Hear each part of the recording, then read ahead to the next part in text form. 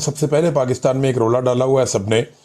वज़ीर दाखिला ने इस पे बात की, वज़ीर इत्तलात ने इसमें बात की, बाकी लोग भी इसके ऊपर जो है वो बगले बजा रहे हैं।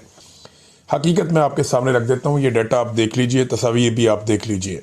ये कह रहे हैं जी पाकिस्तान 126 में से 98 पे आ गया, तो पाकिस्तान के पासपोर्ट को बहुत बड़ी कामयाबी मिल गई और पाकिस्तान जो है वो अब पाकिस्तानी अपने पासपोर्ट के ऊपर ज़्यादा दुनिया के ममालिक में बगैर वीज़ों के जा सकते हैं। तो मैं ज़रा आदादो शुमार निकाल के आपके सामने रख देता हूँ। देखिए, ये डिजिटल मीडिया का दौर है, आपको रिकॉर्ड मिल जाता है वन क्लिक के ऊपर, आपको थोड़ी सी रिसर्च करनी पड़ती है। ये लोगों को बेवकूफ़ समझते हैं, उन्हें लगता है कि ये 90 की दहाई में या 80 की दहाई में जिंदा है, लोगों को जो कहेंगे लोग मान लेंगे।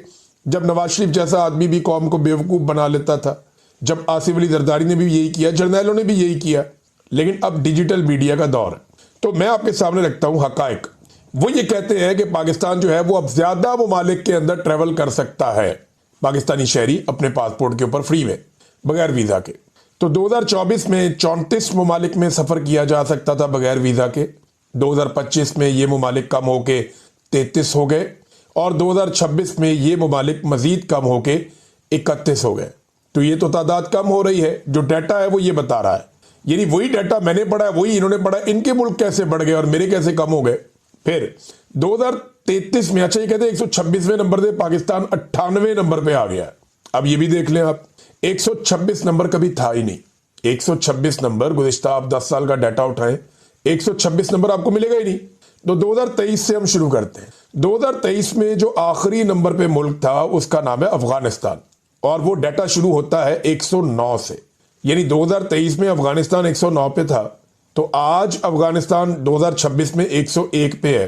तो अफगानिस्तान ने, तो इसका मतलब है कि 8 दर्जे तरक्की कर ली है। ये ऐसा नहीं है, ये झूठ बोलते हैं, आपको धोखा देते। 2023 में जब अफगानिस्तान 109 पे था तब पाकिस्तान 106 पे था। 2024 में अफगानिस्तान 104 पे था आखिरी नंबर पे, तो पाकिस्तान 101 पे था। फिर 2025 में जब अफगानिस्तान 106 पे था तो पाकिस्तान 103 पे था, यानी आखिरी नंबर 106 था उस वक्त। और अब 2026 में आखिरी नंबर 101 है अफगानिस्तान का, तो पाकिस्तान 98वें नंबर पे है। अब देखिए ये धोखा कहां दे रहे हैं। ये कह रहे हैं कि हम नीचे आ रहे हैं। नहीं जी, आप नीचे नहीं आ रहे, मुल्क तरक्की कर रहे हैं।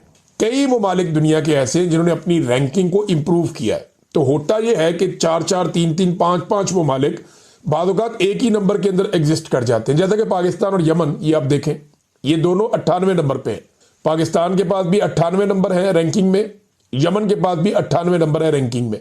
इसी तरह नीचे बहुत सारे ममालिक हैं, फर्ज करें 4 या 5 यूरोपीय ममालिक हैं, वो सारे के सारे एक ही रैंकिंग में आ गए हैं, तो वो एक नंबर आपके ऊपर वाले कुछ कम हो जाएंगे ना। तो ये ऐसे हुआ है। अब इसको नापने का सही तरीका मैं आपको बताता हूं। कल भी पाकिस्तान के पासपोर्ट की बहुत बुरी हालत थी। ये पीडीएम के रिजीम की मैं आपको बातें बता रहा हूं सारी। ये तो हमेशा से पाकिस्तान का पासपोर्ट तो इन्होंने बेड़ा गर्क किया हमेशा से। पाकिस्तान के जर्नैलों की घटिया पॉलिसी ने और रवायती सियासी जमातों की करप्शन, बेईमानी और 2 नंबरी ने और दहशतगर्दी की एक पॉलिसी ने पाकिस्तान के पासपोर्ट को कहीं का नहीं छोड़ा। और ये दहशतगर्दी पाकिस्तान में लेकर आया ज़ियाउल हक, उसने कौम पे एहसान किया। फिर परवेज मुशर्रफ पूरी वॉर एंड टेरर पाकिस्तान के अंदर लेकर आया, उसने एहसान किया। और तब से लेकर अब तक पाकिस्तानी जर्नैल पैसा कमा रहे हैं और पाकिस्तानी अपना खून बहा रहे हैं, और पूरी दुनिया के अंदर पाकिस्तान के पासपोर्ट की जो इज्जत है ये आपके सामने है। तो नाजरीन, ये डाटा है जो मैंने आपके सामने रख दिया। पाकिस्तान 98वें नंबर पे है, और जो सबसे बुरा मुल्क है वो अफगानिस्तान है, फिर इराक है, फिर शाम है, और पाकिस्तान और यमन एक साथ ही है। यानी सबसे बुरा अफगानिस्तान, इराक और शाम, ये 3 मुल्क बहुत बुरे हैं। और यमन और पाकिस्तान, यमन में जंग लगी हुई है, खाना जंगी चल रही है, गोला बारूद चल रहा है, वो पाकिस्तान के बराबर आ गया। ये पाकिस्तान के साथ इन्होंने किया, और जिन्होंने किया उनके आप चेक करें अल्लल्ले तलल्ले। ये मरियम नवाज की नवाज शरीफ के साथ आप तस्वीर देखें। ये जनाब वीआईपी कल्चर के लिए इफ्तिताई तकरीब है। एक स्टेट लॉन्च जो है वो बनाया जा रहा है, जहाँ से ये सियासतदान, हुक्मरान अपने दोस्तों को, अपनी फैमिलीज़ को, अपने मेहमानों को, बाहर से आने वाले मेहमानों को, उन सबको इंटरटेन किया करके बड़ी वीआईपी किस्म की जगह इन्होंने बनाई है। कमाल कर दिया इन्होंने। वीआईपी कल्चर चुक के रखो। एक ये वजीर आला है जो एयरफोर्स के तैयारे के अंदर ट्रेवल करती है, और एक वजीर आला ये दूसरा है, इसको देखें आप।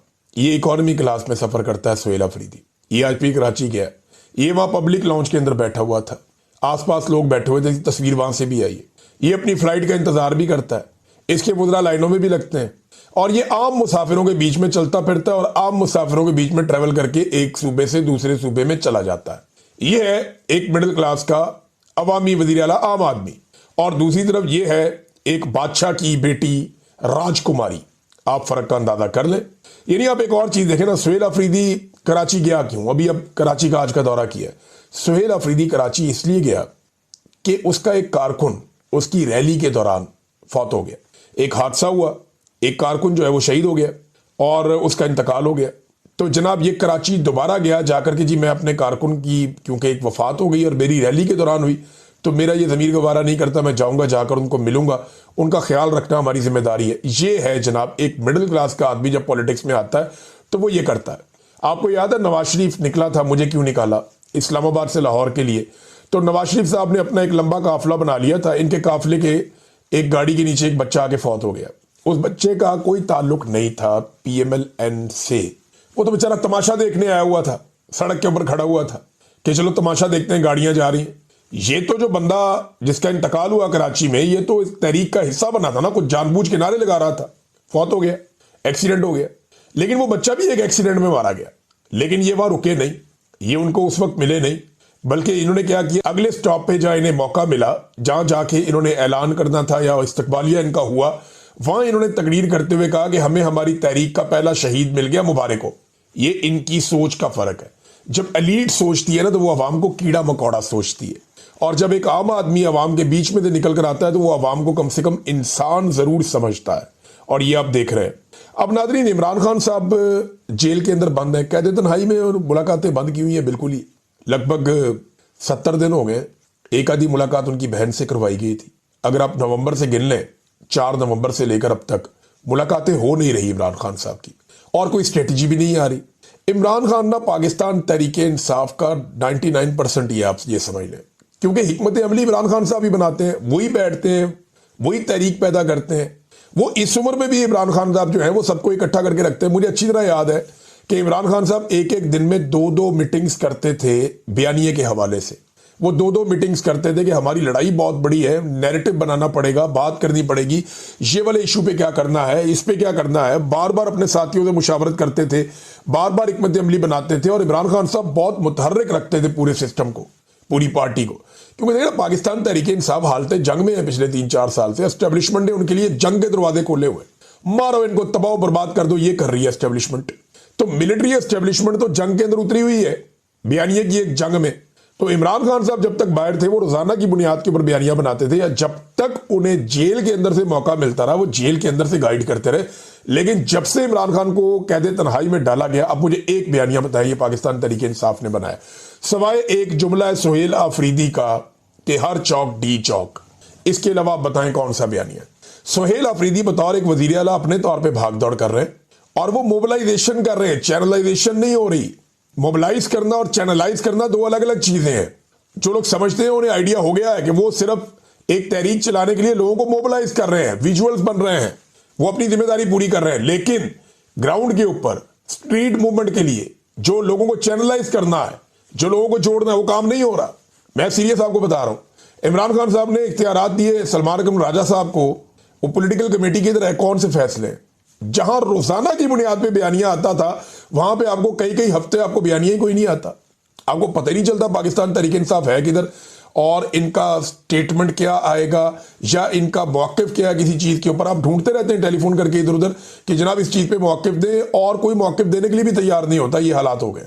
अब बयानिए की इस लड़ाई के अंदर इमरान खान साहब कहते तन्हाई में, वो तो अब लड़ नहीं सकते, उनको तो बिल्कुल ओझल कर दिए। तो जिन लोगों को इमरान खान साहब ने लड़ने की ड्यूटी दी है वो किधर है? बार बार इमरान खान साहब ने कहा कि इस्लामाबाद हाई कोर्ट जाएं, इस्लामाबाद हाई कोर्ट जाएं, बार बार उन्होंने कहा। लेकिन पाकिस्तान तहरीके इंसाफ के लोग जाते ही नहीं। जाते हैं तो चंद लोग चले जाते हैं। 350 की तादाद है आपकी, 300 से ज्यादा हैं आप। MNAs, MPAs, सेनेटर्स 350 है। ये सिर्फ वो है जो अरकान असेंबली है। ये 300 से ज्यादा लोग चले जाएं अगर रेड जोन में हाई कोर्ट की बिल्डिंग के अंदर, और जजों से अपने वकला के साथ खड़े होकर इंसाफ मांगे, और वकला तंजीमें जो इमरान खान के साथ हैं वो भी वहां पे उनके साथ जुड़ जाएं, तो शाम के वक्त घसीट की पुलिस बाहर निकालेगी ना, तो रेड जोन है भाई, सारी एम्बेसी है वहां पे, पूरी दुनिया के अंदर रोला जाएगा, पूरी दुनिया के अंदर शोर मचेगा। इस्लामाबाद हाई कोर्ट में सैकड़ों मीडिया वाले पहुंच जाएंगे, बैन अवी मीडिया पहुंच जाएगा, देखो ये क्या हो रहा है पाकिस्तान में। अगले दिन सुबह फिर नहा धो के फिर आ जाए आप वहां पे, क्या होगा? गिरफ्तार कर लेंगे ज्यादा। बेशुमार लोग गिरफ्तार हुए, वो लोग भी गिरफ्तार हुए जिन्होंने वोट नहीं लिए, जो असेंबलियों में नहीं पहुंचे, जिन्हें मुराद नहीं मिली, वो भी गिरफ्तार हुए और उन्हें मिलनी भी नहीं है। जिन लोगों को इस लड़ाई में कुछ नहीं मिलना, वो गिरफ्तारियां दे रहे हैं, कुर्बानियां दे रहे हैं, और जो इस लड़ाई के बेनिफिशियरी है, लीडर बने फिरते हैं, वो कुर्बानी देने से भाग रहे हैं। एक बड़े रहनुमा ने यह कहा, जनाब कि मैं गिरफ्तार हो गया तो मेरा बहुत बड़ा माली नुकसान हो जाएगा। कई वकील इसलिए जजेस को जाकर चैलेंज नहीं करते, अदालतों के अंदर सख्त रवैया नहीं अपनाते, उन्हें पता है उनके अपने प्राइवेट केसेस है करोड़ों रुपए के, वो कहते हैं हमारा नुकसान हो जाएगा अगर हमने अदलिया से बिगाड़ दी तो इमरान खान साहब के लिए किसी किस्म की कोई हिकमत अमली नहीं है, ये बिल्कुल क्लियर है। आसिम मुनीर साहब इमरान खान साहब को नहीं छोड़ेंगे, लिखे आप कोरे कागज के ऊपर। जब तक आसिम मुनीर के पास ताकत रहेगी, जब तक इख्तियार, जब तक आप जकड़ नहीं लेंगे ना इस निजाम को, जब तक के पाकिस्तान तहरीक इंसाफ मुजामत का फैसला नहीं करेगी, जब तक के अवामी मुजामत का सामना इस निजाम को नहीं करना पड़ेगा, जब तक ये नहीं पकड़े जाएंगे, तब तक ये इमरान खान को नहीं छोड़ेंगे। सवाल ही पैदा नहीं होता। और उनके लिए इससे ज्यादा कंफर्टेबल पोजीशन क्या होगी कि पाकिस्तान तहरीक इंसाफ 2-2 हफ्ते बयानियां ही नहीं देती, सकून.com। तो ये जनाब ऐसा लगता है कि सारे सकून से बैठ गए हैं। मैं कोई फतवा जारी नहीं कर रहा, मैं इसके हक में भी नहीं हूं कि इसको ये कहूं, इसको ये कहूं, इसको ये कहूं, तूने ये क्यों नहीं किया। मुझे बुरा लगता है लोग एक दूसरे की तस्वीरें बिगाड़ते हैं, उनके बारे में मीम्स बनाते हैं, तुम कंप्रोमाइज्ड हो, तुम फौज के साथ मिल गए, लोग ये करते हैं। मैं ये नहीं कह रहा, मैं ये कह रहा हूं कि जो आप कर सकते हैं, मुझे पता है पाकिस्तान के अंदर रह के काम करना बहुत मुश्किल है, लेकिन जितना काम किया जा सकता है उतना भी नहीं हो रहा। पॉलिटिकल पार्टी के बाद इतना इख्तियार तो होता है कि वो आपस में मिलकर बैठे। आपके साथ एस्टेब्लिशमेंट ने एक जंग छेड़ी हुई है, आपका वॉर रूम की तरह, जहां बैठ के आप स्ट्रेटेजी बनाते हैं। आखिरी स्ट्रेटेजी आपने कब बनाई थी? एक पॉलिटिकल कमेटी बनी है, सुना उसकी कोई मीटिंग 1-2 हुई है, लेकिन पता ही नहीं क्या मीटिंग हुई है, उसका कोई एलामिया, कोई चीज हमारे पास है ही नहीं। वो तहरीक तहफ़्फ़ुज़ आईन पाकिस्तान वाले बैठते हैं, वो बैठ के कोई बात करते हैं, लेकिन उसके बाद सब गायब हो जाता है। वही लोग कोशिश कर रहे हैं। तो ये इमरान खान साहब के साथियों ने इमरान खान साहब के लिए मादरत के साथ जो वो कर सकते थे वो उन्होंने नहीं किया। हत्ता कि जिन लोगों ने आवाज उठाई ना, उनके लिए भी इन्होंने आवाज नहीं उठाई। मैं 2 नाम आपके सामने रखता हूं, साबिर शाकिर, मोहित पीरजादा। इन दोनों को 85 साल सजा हुई है। मुझे बताएं ये किसके लिए आवाज उठाते हैं? इमरान खान के लिए। पाकिस्तान तहरीक इंसाफ के ऊपर होने वाली ज्यादतियों के खिलाफ आवाज उठाते हैं ना दोनों लोग। इन्होंने अपने घर छोड़ दिए, खानदान छोड़ दिए, अपने नुकसान बर्दाश्त कर लिए, पाकिस्तान से बाहर पड़े हुए, जान को खतरा, कोई पता नहीं कब कोई आगे कहां से कोई हरकत कर जाए। इसके बावजूद ये दोनों आवाज उठाते हैं। किस लिए? इन्हें क्या मिलना है? कुछ भी नहीं। इन्हें हासिल क्या होगा? कुछ भी नहीं। मुझे अच्छी तरह याद है इमरान खान की हुकूमत थी, किसी सहाफी को मच्छर भी काट जाता था, पूरी अपोजिशन जाकर बैठ जाती थी। कोई छोटा मोटा इंसिडेंट हो जाता था जो कि गलत है, लेकिन सारी अपोजिशन जाकर बैठती थी। अपोजिशन का काम ही ये होता है, उन्होंने इंसाफ थोड़ी देना है, उन्होंने तो रोला डालना है। 85 साल सजा होगी मोहित पीरजादा को और साबिर शाकिर को। और सजा क्यों हुई? क्योंकि ये इमरान खान साहब का बयानिया सुना रहे थे, ये इमरान खान साहब का मौकिफ सुना रहे थे। इन्हें सजा इसलिए हुई है, वरना इनके पीछे पीछे भाग रही है सारी एस्टेब्लिशमेंट कि जनाब बैठो, बात करते हैं, जान छोड़ो, दफा करो, तानुए तो कुछ नहीं मिलना। ये वो कहते हैं, सबको कहते हैं। लेकिन आप मुझे ये बताएं, बिल्कुल अपने दिल पे हाथ रख के, पाकिस्तान तहरीक इंसाफ ने कितनी दफा इनके लिए आवाज उठाई है? सुहेल अफरीदी ने 1-2 दफा बात की है, कोई गोल बोल किस्म की ये बात कर जाते हैं। क्या किसी ने खुलकर इन 2 सहाफियों के लिए, जो प्रेस क्लब के मेंबर्स भी हैं, जो पाकिस्तान के अंदर कई दहाइयों से, कई सालों से जो है वो कर रहे हैं सहाफत, इनको 85 साल सजा होगी, किसने आवाज उठाई इनके लिए? ये रोजाना तहरीक इंसाफ के हक के लिए आवाज उठाते हैं, तहरीक लब्बैक के हक के लिए आवाज उठाते हैं, ये बलोचों के हक के लिए आवाज उठाते हैं, ये मजलूमों के हक के लिए आवाज उठाते हैं, ये इमरान खान के ऊपर जाली मुकदमात के खिलाफ आवाज उठाते हैं, उन्हें होने वाली गलत सजाओं के खिलाफ आवाज उठाते हैं। इनके लिए आवाज किसने उठाई? हमने अरशद शरीफ का केस किया, इनमें से कौन आया अदालत में? बताएं ना, कौन आया? कोई नहीं आया।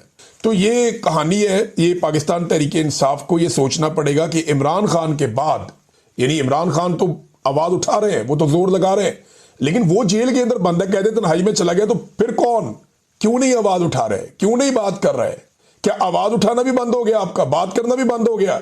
आपको तो असेंबली के प्लेटफॉर्म पे रोला डालना चाहिए था। 2 जर्नलिस्ट आपने 85 साल आपने इनको सजाएं सुना दी, किस जुर्म में सुना दी आपने? क्या उन्होंने ऐसा कर दिया? लेकिन आवाज नहीं उठाई। इमरान खान के लिए आवाज नहीं उठा रहे, किसी और के लिए क्या उठाएंगे? मैं आजाद कश्मीर के लोगों को भी मुझे याद आ गया, मैं इनको भी जरा बताना चाहता हूं। एक तो आजाद कश्मीर के हर शहरी तक जिन्होंने ये तहरीक चलाई थी ना, उन तक मेरा ये पैगाम जरूर पहुंचाएं।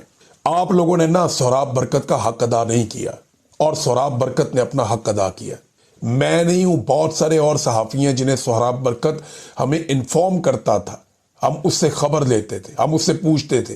वो बहुत फिक्रमंद था आज़ाद कश्मीर के लिए, आज़ाद कश्मीर के लोगों के लिए। वो आपके हक के लिए जिद्दोजहद करता रहा, लड़ता रहा, आवाज़ उठाता रहा और उसको सजा भी इसी बात की मिल रही है और कोई उसने कुछ नहीं किया। लेकिन आज़ाद कश्मीर के लोगों ने अपने हक में आवाज़ उठने को तो बड़ा पसंद किया, लेकिन जब सोहराब बरकत फंस गया, जब उसे ज़रूरत पड़ी, तो ये एक दिन बाहर नहीं आए उसके लिए। एक दफ़ा बाहर आए थे, लेकिन एक ऑफिसर के कहने पे सोहराब बरकत के साथ साथ 12-15 और मुतालबात बीच में शामिल कर दिए कि जनाब ये भी मुतालबा, ये भी मुतालबा, ये भी मुतालबा। सोहराब बरकत वाला मामला कहीं और चला गया। और भाई उस आदमी ने आपके लिए क्या नहीं किया, आपको मैं बता नहीं सकता। इस वक्त वो गिरफ्तार है, जिस लेवल तक वो गया, और आपने उसके लिए क्या किया? टके का कोई काम नहीं किया आपने उसके लिए। आपने उसके साथ बेवफाई की है। मैं ये कश्मीरियों को कहना चाहता हूं, मैं खुद कश्मीरी हूं, लेकिन मैं कहना चाहता हूं कि आपने उसके साथ बेवफाई की है। आपने उसके लिए आवाज नहीं उठाई, उसको बाहर निकालने की कोशिश नहीं की आपने। उसने जितनी कोशिश की आपने उसका 10% भी नहीं किया, 5% भी नहीं किया। मैं आपको कह रहा हूं और जिम्मेदारी के साथ कह रहा हूं, यानी वो बेचारा अपनी जान जोखिम में डाल के बैठा हुआ।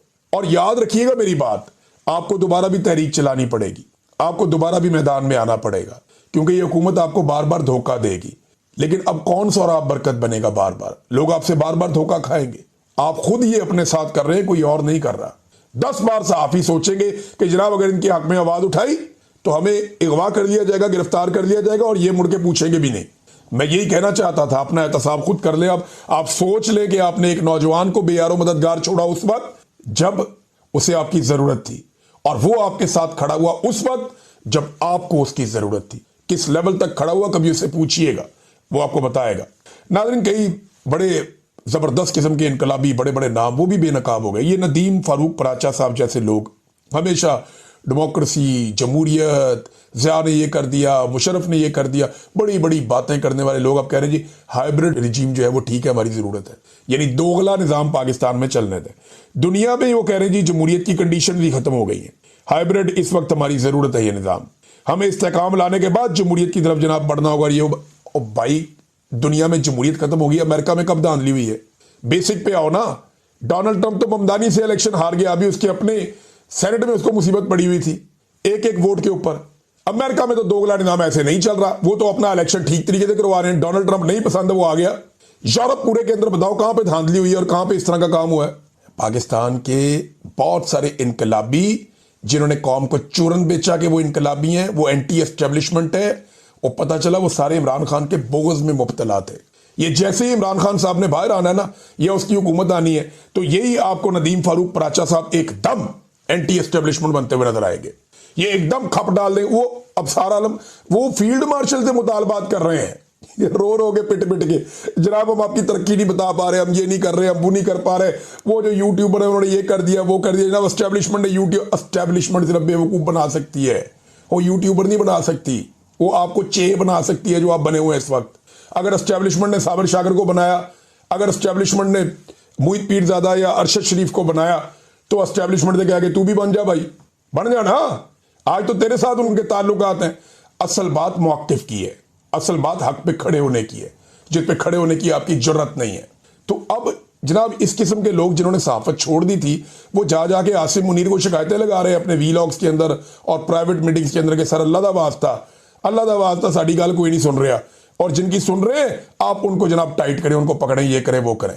जो झूठो झूठ चौताली कि जनाब 70 तैयारे उधर देने हैं तो 40 उधर देने हैं तो 50 उधर देने हैं, और भाई आपकी 1.5 से 2 दर्जन तैयारे बनाने की कैपेसिटी है, वो भी आपको बाहर से इंजन, एवियोनिक्स और दीगर पुर्जे मिल जाए तो क्या अगले 50 साल तैयारे बना के देते रहेंगे आप दुनिया को?